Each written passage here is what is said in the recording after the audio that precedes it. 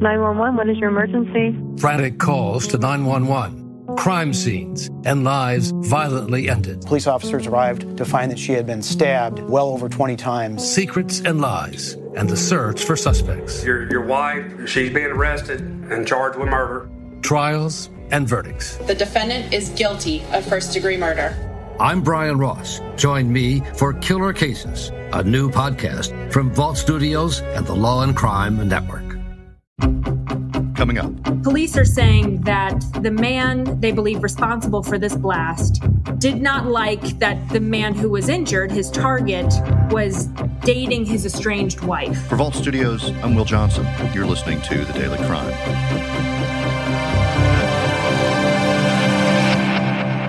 Nearly 2 months after an explosion rocked this community, attempted homicide charges have now been filed. And the man facing those charges is a police officer. Harrison Jordan was flown to a hospital with serious injuries. According to troopers, Jordan saw a bucket outside the apartment building with what appeared to be a fuse. He tried to run, but the explosive went off. A police officer suspended and now behind bars in Pennsylvania following an explosion that happened back in December. The man injured in that blast says the suspect actually broke into his home months earlier, and he claims he has video evidence of the break-in. And according to police, there's additional video evidence that they have of the suspect in the area the morning of the blast. There's several surveillance cameras that police used in this investigation, as well as license plate readers in the city of Hazleton, where this suspect was employed as a police officer. And I'm joined by Chelsea Strub at WNEP. Chelsea, thanks for being here with us. Hey, thank you. Chelsea, so this case has a few twists and turns along the way. Take us back to last year and when this all sort of got set into motion. So this got set into motion right before Christmas. The date is kind of strange. It's 12/21/21. So it's 1/2/21/21. And there was an explosion in the early morning hours on Center Street in a small village called Calares in Klein Township, Schuylkill County.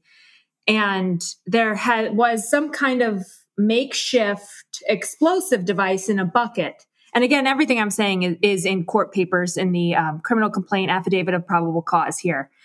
And early in the morning, an explosion went off and ended up injuring somebody who lived in the apartment building where the explosive was set outside. He was out on his way to his vehicle and the device went off. It did not kill this man, but it very much wounded him. He ruptured his right eardrum. It bruised his left eardrum. He had shrapnel in his head to his feet and was bleeding from it. He had a burn on his right calf and glass and concrete embedded into the back of his head and legs. I mean, it's terrifying. Do you recall when this happened? Did you cover the original blast? This was covered by the morning reporter, and then I kind of came on a few hours later. How much damage to the building, and how big a blast are we talking about? It caused a little bit of damage to a vehicle and the exterior to the buildings. There's an abandoned church across the street, and all of the glass in the windows of the church were shattered. So we're walking on the sidewalk after the scene was cleared, and there's just glass everywhere. And did investigators indicate at the time or in following days, weeks, what kind of device was used to set off this blast? We didn't really know about this until we found out that homicide charges were being filed, and the criminal complaint came out that argued for the attempted homicide charges. So if we, it looks like there's some kind of bucket with a fuse they describe as this explosive device.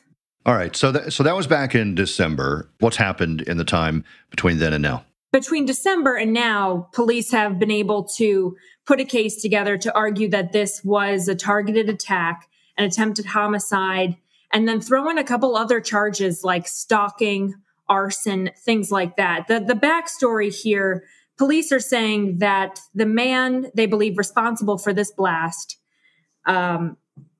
did not like that the man who was injured, his target, was dating his estranged wife.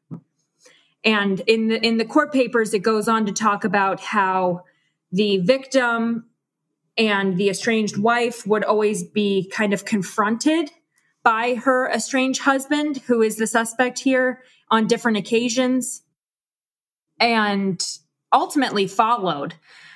Police are saying that he had GPS trackers on both the victim's and his estranged wife vehicles, and he used this GPS tracking system to find out where they were at different times of the day. And then police were able to kind of match when he tapped into that GPS system to dates and times where the victim said, hey, he confronted me in this parking lot. He showed up at my house at this time when his estranged wife was also here. And the suspect in this case, it turns out, is actually, or was prior to suspension, but is a local police officer, right?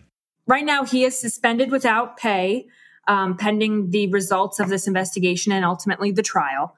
But he was employed by the Hazleton City Police Department as an officer. And then in court paperwork, we see that he and the victim did see each other on a few occasions because the victim is an EMT in the area. But this case also goes back to October. Can you tell us about that?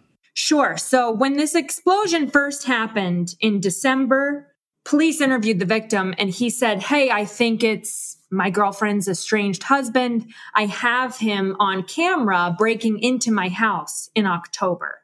But at the time, I didn't want to press charges because I thought it would do more harm than good.